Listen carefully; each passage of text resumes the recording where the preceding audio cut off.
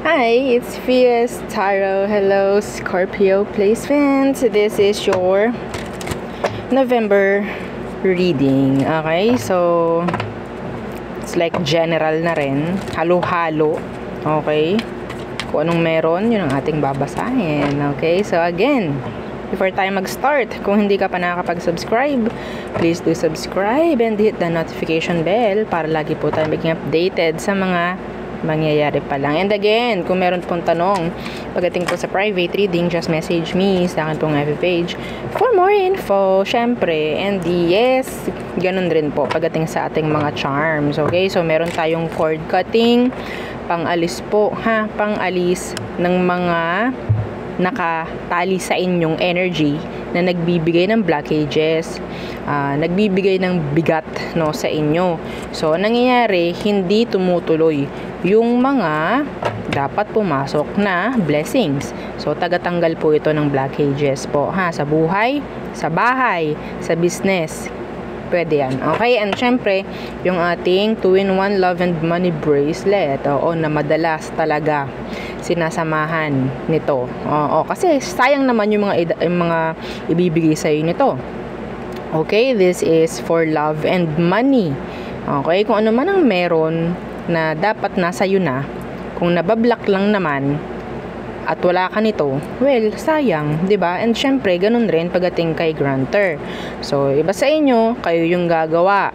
Okay, kayo yung magwi-wish ng gusto nyong makuha. Wag lang yung masama, please. So, si granter ang taga-grant po, no, ng inyong mga minamanifest. Kung walang blockages, walang delays, okay, hindi ka nito paghihintayin ng sobrang tagal. Okay? Ibibigay sa'yo yung minamanifest mo hanggat alam nito kung wala kang blockages. Pwede. Pero kung alam mo may blockages ka, dapat may ganito ka. Okay po? Magandang pagsamahin. Yes. Kung wala kang blockages, okay lang naman. Kung meron kayong mga evil eye dyan, mas maganda. Evil eye protection, mas maganda. Okay? Para napoproteksyonan yung mga minamanifest ninyo. Okay? Poproteksyonan nyo doon sa ibang energy na pwedeng bigyan kayo ng evil eye. Okay? So, yan po Yes. Available din ang ating cleansing kit. Ang laman niya ay white sage and selenite crystal.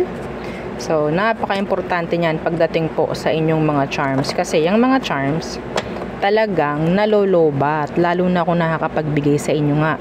No? Okay? Kung nakakapagbigay sa inyo, maliit man, malaki man, kailangan yung i-recharge para yung cellphone.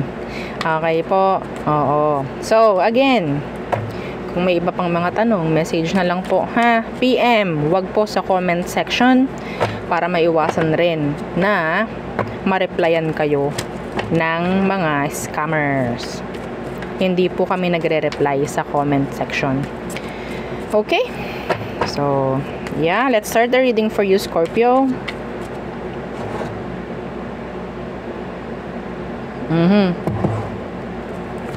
So, anong meron? Anong kailangang malaman ng mga Scorpio this November?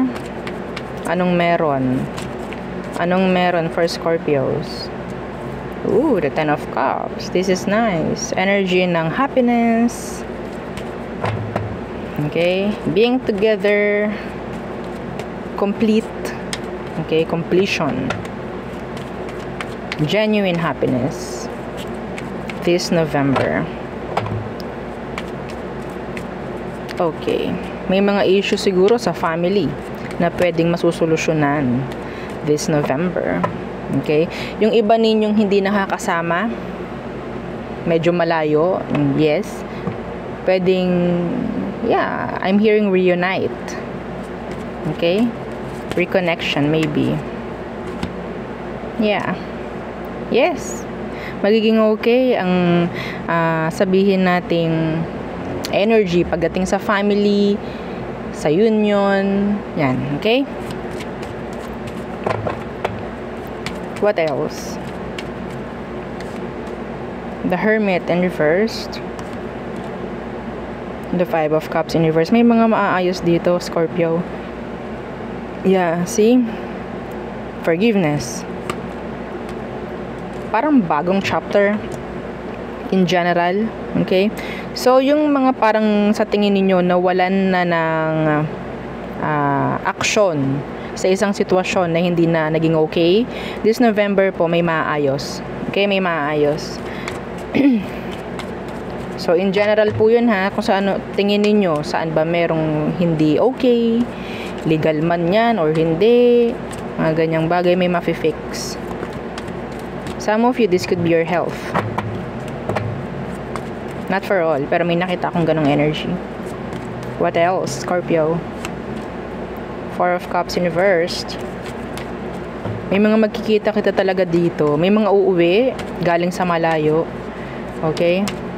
Mabubuo ang family. The Hierophant in reversed. Okay. So, yeah, the Three of Coins. May mga pag-uusap ako nakikita rito. Pag-uusap, building up. Okay? Parang ganyan. Meron ditong iwasan po ang commitments or mag-commit this November. Okay? Saan to? Saan ito? Kung ito is pag-commit ng paggawa ng maganda, I mean, like, nagagamit ka na, mas magandang limitahan. Yeah. Magician. Mahirap din to eh. Kasi parang tingin nila sa'yo, pwede mong gawin everything. Everything they need, they want. See? The Star. You're like ano eh, parang a genie. Okay, tingin nila sa'yo parang kang genie na ikaw lang lahat pwedeng gumawa, parang ganyan. So, may chance na kung hindi ka oo sa kanila at ikaw ay magre-reject, andun pa yung galit. Okay, hayaan mo. Yeah, see, the Five of Swords. This is conflicts. So, mas maganda matuto sila. Okay? Kasi this is being unfair. Energy ng pagiging unfair. Like, sila na lang sila. Tapos magagalit sila kapag hindi mo ginawa ng paraan kung ano man. Kasi nasanay sila sa'yo. Huwag mong gagawin. Okay? Huwag kang magkukumit sa ganun. Okay? Kahit saan pa yan. Relasyon, kaibigan mo. Okay? Iwasan. Pwede kasing mangyari yon. Okay? Dahil nakita natin, may energy ng ganyan. Okay. So, kung ikaw ay sisisihin, huwag mong didibdibin, silang may problema. Okay? Silang may problema, hindi ikaw. So, Scorpio, what else? What else? Tell me more for Scorpio this November. The Emperor. Stepping up. Ruling. Control. Yeah. The Ace of Cups. So, the Ace of Swords in reversed.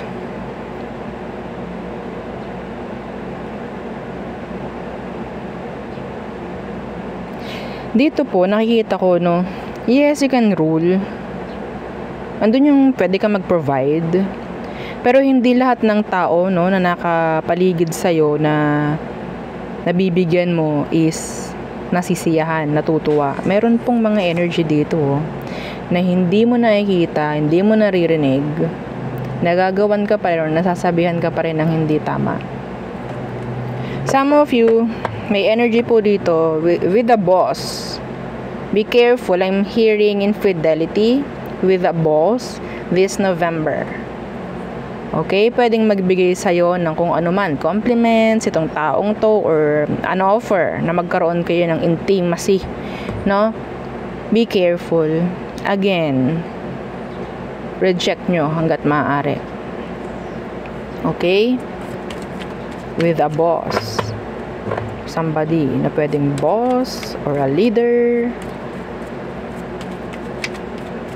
Okay?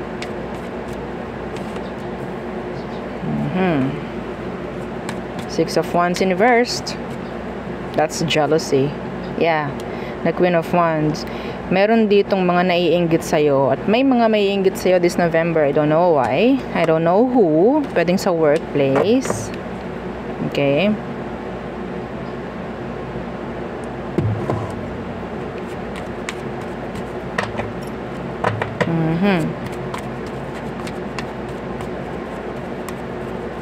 Insecurities. Ang nakikita ko rito. Insecure. May taong may insecure sa'yo this November. The Queen of Pentacles.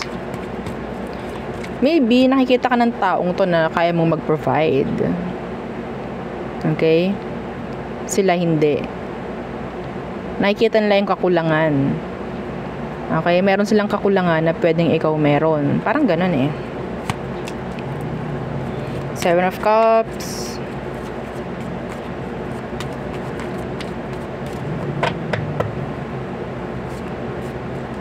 And the Page of Coins reversed. Meron ditong tao na gustong mag-reach out sa'yo. Could be a water sign or an earth sign. Mag-reach out, ha? Wala akong binabanggit na kung sino. Okay? Pero this person, sabihin natin younger. They're looking for you. Some of them, they're stalking you. They're watching you like a hawk. Okay?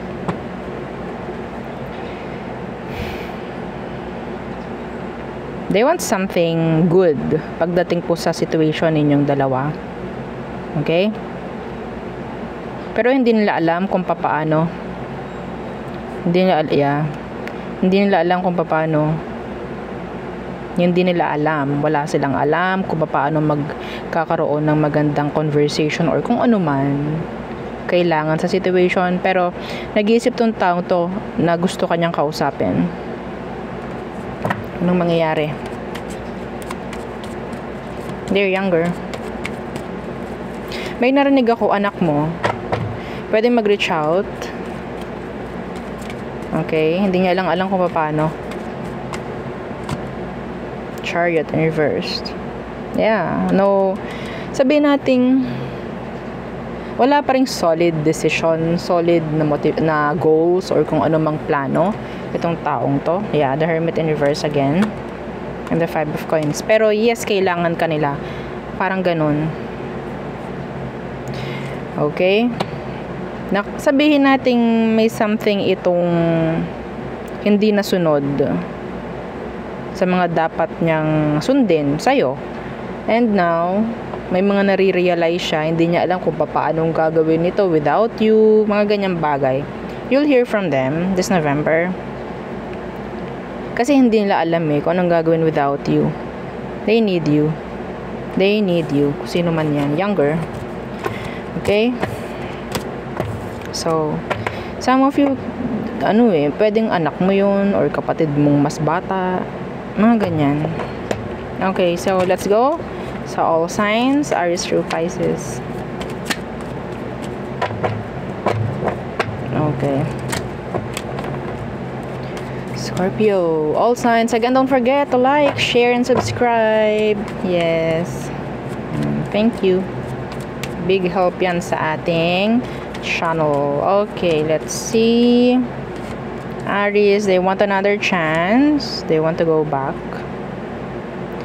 Taurus, wala akong nakikitang action dito. Masyadong slow. Some of you could develop a good connection with the Taurus. Yes. So, Gemini, nababaitan si Gemini sa'yo. Cancer, they like you. Some of you, this Cancerian, pwedeng na-fall pagdating sa'yo. Leo, they're confused. They are confused right now. They have a lot of option actually.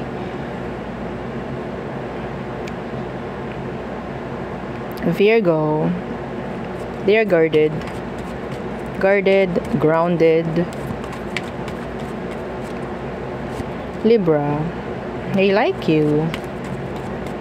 They love you. Okay, Scorpio, open. This is openness. Pagdating sa longevity, sa progress, they're open. Sagittarius, kung kayo ay magkahiwalay ni Sag, gusto niya ng pagkakaroon po ng another chance. Okay? Capricorn, they want conversation. Minsan to si Capricorn, magulong ang isip, magulong utak. Kailangan niya ng pahinga. Aquarius, they're looking for you kahit saan. Yeah. Pisces, unfinished business. Okay, so there, yun ang aking reading for you, Scorpio placements. Again, please don't forget to like, share, and subscribe. And yeah, follow our FB page and isa nating YouTube channel na nasa description box below. Yung ating love letter. Again, thank you. Goodbye.